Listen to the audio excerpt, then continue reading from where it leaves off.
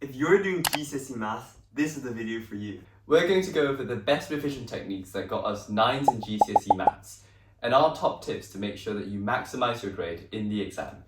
Make sure to like and subscribe, and let's get straight into it.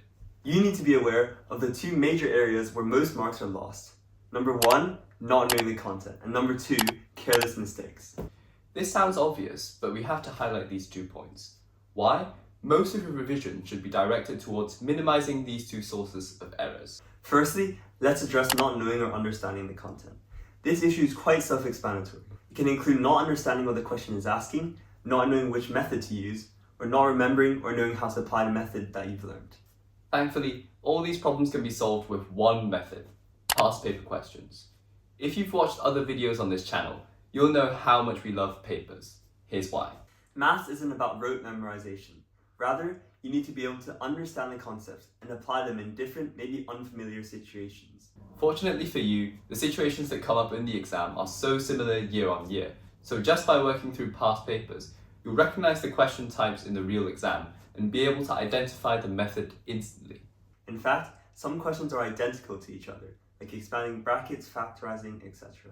Here's an example of 2 almost identical questions. And in that case, it's almost like cheating, being able to see the questions before entering the exam. But for questions with more nuance, the only way of preparing for these are to truly grasp the topic, so you can be prepared to apply your knowledge to whatever comes up. Once again, working through the questions ensure that you solidify your conceptual understanding and trains you to think through the questions while highlighting areas or gaps in your understanding. Even though whole past papers are great, maths is subtly different from other subjects. Different topics and their exam questions tend to have different difficulty levels, so you have to pick questions that are right for you. Freely available websites like Maths GCSE have topic questions sorted by grades ranging from 1 to 9. As a rough guide, you should work on questions that are around a grade above your current predicted grade, although you should definitely focus on your weaker topics. Start with easier, more routine questions so that you can get a feel of how to apply the formulae, before you move on to more involved, problem-solving type questions.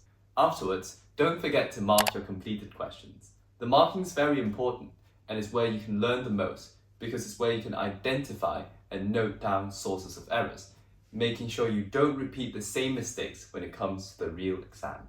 The second area where marks are lost are silly mistakes.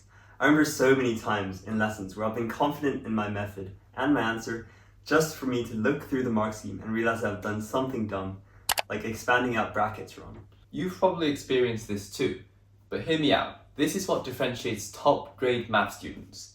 Instead of making excuses for yourself and thinking, oh, that's just a careless mistake, I'm not going to do that in the exam, you have to actively take steps to prevent this problem. You may think that careless mistakes are impossible to prevent, but I can assure you that is not the case.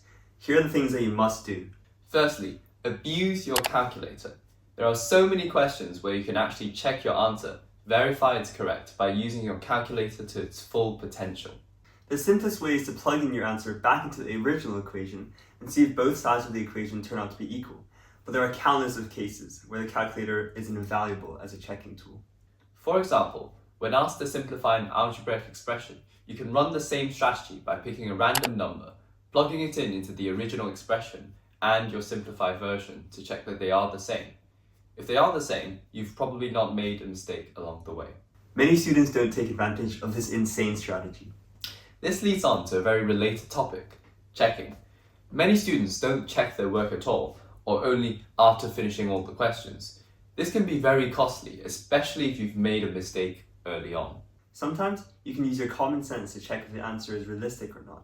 For example, if you calculated an angle in a triangle to be 200 degrees, clearly you've done something wrong. Things like a probability greater than 1 or a negative area are clear indicators that you've made a mistake somewhere. During the exam, make sure that you show all the steps in your working. This is crucial. This way, you can work through every step clearly and methodically to prevent any errors in the process. And if your final answer turns out to be wrong, you'll still receive partial marks for your working.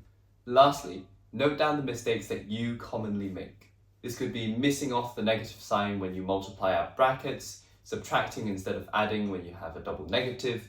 You know your mistakes best, so look out for them when you do questions. Even though math can be intimidating, You don't have to be a genius to achieve your potential in the GCSE. All you need are the revision and exam technique tips that we've talked about in this video.